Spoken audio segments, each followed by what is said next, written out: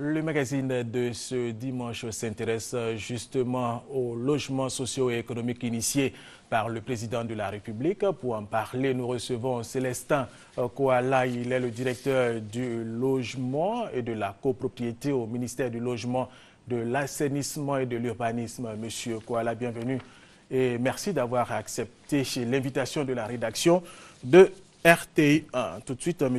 Kouala, dites-nous à quelle phase sommes-nous aujourd'hui avec le programme des logements sociaux.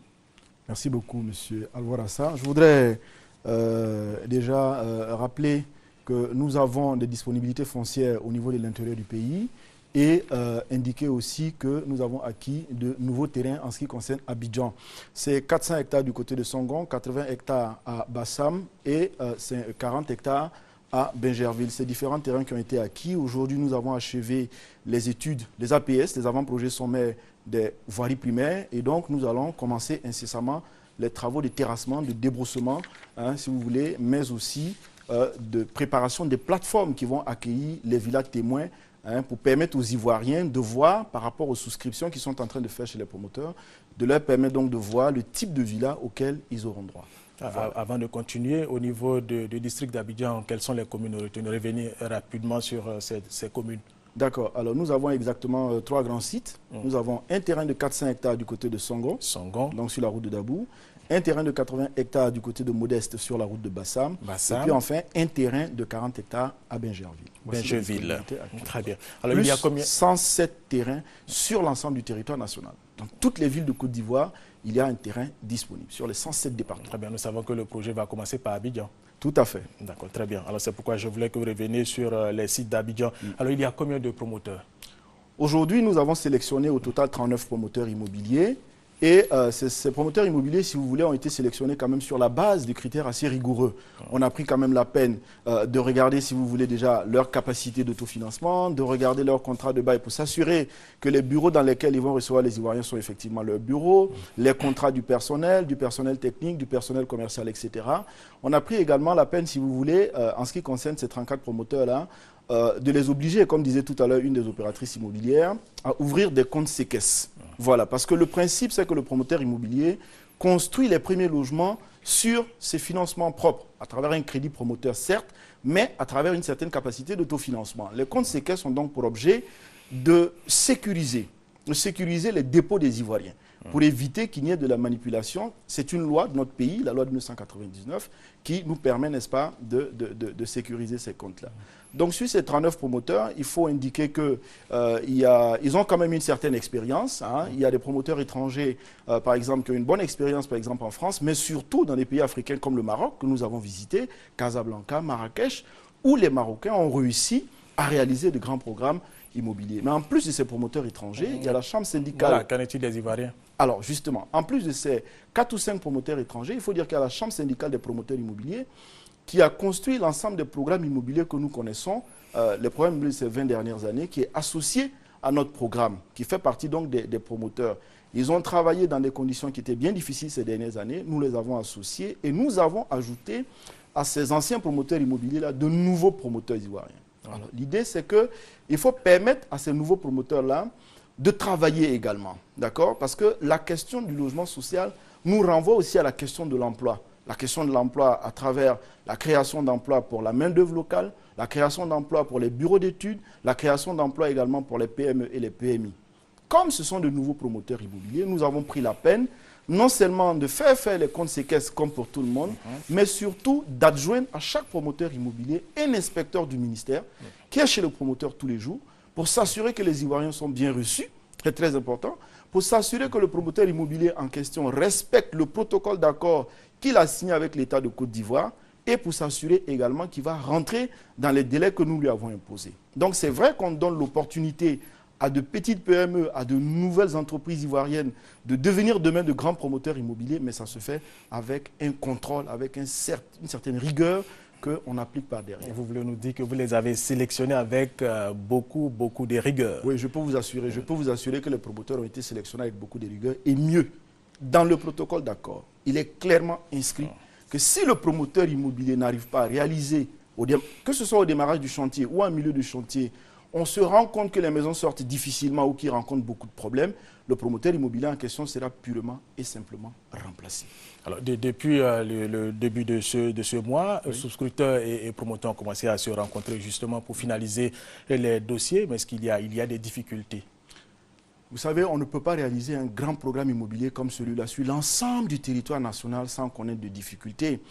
C'est les difficultés que l'on essaie de relever au fur et à mesure. L'une des difficultés, c'est la question foncière. Certainement qu'on aura l'occasion de revenir là-dessus. Je vous ai dit que nous avions 3 grands terrains en ce qui concerne Abidjan et 107 terrains à l'intérieur du pays. Nous sommes en train de faire des efforts pour que la question foncière puisse être définitivement réglée pour satisfaire tout le monde. En plus de cela, il y a aussi, j'allais dire, quelques petites difficultés en ce qui concerne la communication. Les acteurs sont nombreux et les acteurs sont multiformes. Je vous donne un exemple concret. En ce qui concerne les banques, on travaille beaucoup avec les banques. Ils sont intégrés à notre programme, mais il appartient par exemple aujourd'hui aux banques d'informer suffisamment leurs agents sur l'ensemble du territoire national. Ça peut prendre un peu de temps, etc. Mais tous ces problèmes de communication, nous sommes en train de les résoudre petit à petit, en plus de la question progressivement. foncière. Alors, parlant de difficultés, nous allons suivre ce reportage de Francis Boifo. Il s'est également rendu sur le terrain, tout comme notre premier reporter. Il nous dit qu'il y a quelques difficultés. Suivons son reportage. C'est l'avant-dernière étape de l'opération d'acquisition des logements après la remise officielle des fichiers électroniques à une quarantaine d'opérateurs immobiliers. Il s'agit pour les présouscripteurs de s'acquitter des frais de dossier qui s'élèvent à 165 000 francs CFA pour les maisons sociaux et 180 000 francs CFA pour les logements économiques. À cela s'ajoute l'apport initial de 10% de la valeur de la maison et le fonds de caution mutuelle évalué à 3,5%, toujours de la valeur du logement. L'engouement, il est vraiment réel, sauf que par recoupement, quelquefois, les gens se plaignent du fait qu'ils n'étaient pas prêts pour les 10%, ils n'étaient pas prêts, par exemple, pour le fonds de garantie. Quand on parle du cas social, pour nous, on allait payer chaque mois un peu, mais il faut verser d'abord 1 200 000 par rapport à la maison. Parce que c'est une maison de 3 pièces. Donc, c'est un peu dur. On va voir, si on ne peut pas, on va laisser tomber. Mauvaise foi, ignorance ou déficit de communication, le directeur du Centre de facilitation des formalités d'accès au logement invite à l'effort minimum. On ne peut pas avoir une maison sans faire un effort. Et dans ce cadre-là, l'effort se mesure par le paiement de l'apport initial. Plus votre apport est important, plus votre crédit est bas, plus le coût du crédit lui-même est bas. Autre problème soulevé, le non-respect des choix des demandeurs de logement. Certains ont choisi des sites dans la zone de Bassam ou de Bingerville, mais là, nous avons le site d'Anyama. Donc, c'est à ce niveau-là qu'on a quelques difficultés, parce que certains souhaiteraient être dans ces zones comme Bingerville et Bassam en fonction de leur lieu de travail. Nous, on souhaiterait que le ministère voie de ce côté-là, s'ils peuvent nous attribuer d'autres sites. Le directeur du Centre de facilitation des logements sociaux se justifie. Cela est dû au fait qu'il y a eu plus de demandes que de terrains disponibles sur l'axe Abidjan-Bingerville.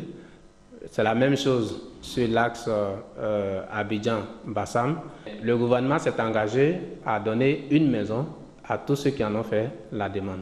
C'est pour ça qu'un site de remplacement a été trouvé pour toutes ces personnes. C'est le site de Songon. L'opération d'accueil et de finalisation des formalités à l'acquisition des logements sociaux et économiques s'achève à la fin de ce mois. Certains candidats au logement se demandent s'ils pourront tenir ce délai parce que, ne sachant pas vers quel opérateur se tourner pour finaliser les formalités. Et pourtant, la construction des maisons témoins est prévue pour septembre prochain. Alors, M. Kouala, est-ce que le délai sera tenu? Mieux, je voudrais vous demander, il y a une intervenante tout à l'heure dans l'élément qui est passé, qui a dit que les temps sont assez difficiles, il n'y a pas assez d'argent. Quand on prend par exemple 10 millions sur 10 millions, il faudra payer 1 million, je crois, comme premier financement. Alors, au cas où le souscripteur n'arrive pas à satisfaire la banque, à payer la totalité de son argent, qu'est-ce que vous faites si le souscripteur décède malheureusement, par exemple, qu'est-ce que vous faites? Et si le promoteur également abandonne le projet, qu'est-ce que vous faites? Alors, en ce qui concerne les délais, je l'ai indiqué tout à l'heure, nous allons commencer les travaux de terrassement, d'accord, et de préparation des plateformes d'ici le 31 août. Et donc, nous sommes très, très à l'aise relativement à la question des délais. Une des opératrices immobilières l'a indiqué également. Eh bien, à partir du 19 septembre, le gouvernement va commencer les visites des différents chantiers des promoteurs. Maintenant, en ce qui concerne le paiement de l'apport initial, M. Doumbia le disait tout à l'heure, nous pensons que le gouvernement a fait beaucoup d'efforts. Des maisons qui coûtaient 20, 25, 30 millions il y a encore quelques mois sont passées à 7, 8, 12, 15 millions. Je pense que dans ces conditions-là, il est souhaitable que l'on puisse faire un peu d'effort. Pour ceux qui n'ont pas, par exemple, les 1 million ou les 1 million 200 de l'apport initial tout de suite, je rappelle que vous pouvez également, auprès de votre banquier, prendre un crédit à court terme pour constituer cet apport initial-là afin de le payer. C'est une piste également qu'il faut explorer. Il y a des souscripteurs qui ne sont pas fonctionnaires, ils sont dans l'informel. Oui, tout à fait. Même pour les souscripteurs qui sont dans l'informel, je rappelle d'ailleurs à ce sujet, parce qu'il nous revient que certains Ivoiriens ne comprennent pas très très bien la raison de 3,5% de la caution mutuelle. C'est cela. C'est pour tous les Ivoiriens qui sont dans l'informel, c'est pour les aider justement, afin que ce fonds-là serve de garantie pour tous ceux qui ont ces salaires irréguliers ou instables, pour que les banquiers ne les éjectent pas, si vous permettez le terme, en dehors du système. C'est pour cela qu'il faut participer à cette caution mutuelle-là. Et ces 3,5% entrent dans les... Prenons le cas, par exemple, pour un souscripteur qui doit payer 10 millions. Les 3,5%, c'est un ajout ou ça fait partie des 10 millions? Les 3,5% ne font pas partie des 10 millions, puisque les 3,5% seront remboursés à l'acquéreur dans un délai que nous sommes en train d'étudier, mais qui ne va certainement pas dépasser 3 ans. Donc ces 3,5% sont remboursés. Mais c'est une question de solidarité. Il faut qu'on permette aux Ivoiriens qui n'ont pas un salaire régulier d'avoir aussi une maison. Nos mamans qui sont dans les marchés, nos frères qui sont dans les garages, etc.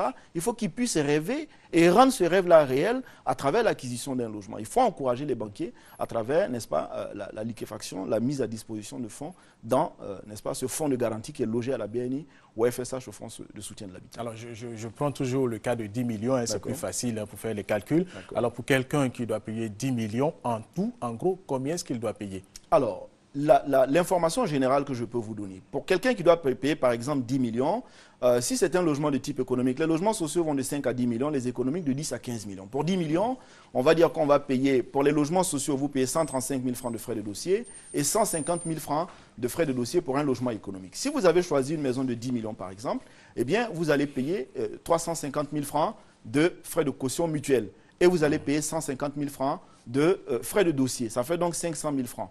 D'accord? En sus des 10 millions. Voilà. L'autre chose aussi, c'est que nous avons permis de baisser les coûts en jouant sur un certain nombre de leviers. L'amener des réseaux primaires, la mise à disposition du foncier, le CDMH, l'abaissement du taux du crédit, l'augmentation de la durée du crédit, etc. Mais il faut permettre aussi aux promoteurs, parce que c'est quand même le secteur privé qui construit les maisons. Il ne faut pas également que... il faut permettre aux promoteurs aussi d'échanger avec les Ivoiriens pour que ce soit, j'allais dire, un contrat gagnant-gagnant. De gagner de l'argent, justement. Alors, quelle assurance donnez-vous aux Ivoiriens, en tout cas pour ceux qui ne croient pas à ce projet? Et parmi eux, il y a même des financiers qui ne croient pas à ce projet. Est-ce que vous pouvez les rassurer? Alors, de ce point de vue-là, j'avoue que relativement aux financiers, très sincèrement, je suis un peu surpris. Je ne sais pas quel est le banquier que vous avez approché, mais qui n'est pas informé, parce que l'APBF, l'Association des professionnels des banques et établissements de Côte d'Ivoire, des établissements financiers, a travaillé avec l'État de Côte d'Ivoire dans ce programme. Depuis l'année dernière. Je trouve que le projet est trop vaste, par exemple. Voilà. Vaste? Oui. Un projet vaste, c'est-à-dire... Ça s'étend sur toute l'étendue du territoire. Oui, le fait qu'il s'étende sur toute l'étendue du territoire ne peut pas constituer un problème pour les banquiers. La question pour les banquiers, c'est la mise à disposition des crédits acquéreurs et des crédits promoteurs. Aujourd'hui, les taux d'intérêt ont été abaissés. Le CDMH qui refinançait à 6%, refinance les banquiers aujourd'hui à 2%. Pour rassurer les Ivoiriens, je voudrais dire simplement qu'au-delà des chantiers qui vont démarrer d'ici le 31 août, à Yopougon, il y a 2172 logements qui sont en train d'être réalisés. Il y a 112 logements qui sont achevés et les clés seront remises incessamment d'ici la fin de l'année. En plus, il y a 450 logements qui vont sortir d'ici décembre. C'est pour dire qu'au-delà du démarrage d'ici le 31 août, il y a effectivement des maisons qui seront mises à disposition d'ici peu. Les clés seront données aux Ivoiriens. Donc, il faut participer à ce programme. Il ne faut pas hésiter. Il ne faut pas se décourager, surtout quand on va chez un promoteur et qu'il y a quelques petits soucis en ce qui concerne le type de logement qu'on a souhaité. Il faut simplement revenir au CEFAL qui se trouve derrière la Direction générale des impôts sur le Latri. Vous revenez, vous faites une fiche de réclamation et on vous reprend à nouveau. Pour ceux qui n'ont pas été encore, pour ceux qui n'ont pas vu leur nom sur Internet, au plus tard le jeudi 22 août, d'accord, les derniers environ 4000 Ivoiriens seront affectés encore à de nouveaux promoteurs. Donc je voudrais vraiment Est-ce que vous pouvez donner le site de ce CEFAL-là dont vous avez parlé tout à l'heure? Alors, il faut simplement aller sur le site www.construction.gouv.ci pour savoir à quel promoteur vous êtes affecté. Maintenant, lorsque vous vous êtes rendu chez le promoteur ou le banquier et que vous n'avez pas trouvé satisfaction, le CEFAL est sur le Latri, derrière la Direction générale des impôts, Abidjan Nord. Et là-bas, on vous reprend en charge à nouveau, on ne vous abandonne pas. Pas du tout. Monsieur Célestin Kouala, merci d'avoir accepté notre invitation. C'est la fin de ce magazine, mesdames et messieurs. Merci de nous avoir suivis.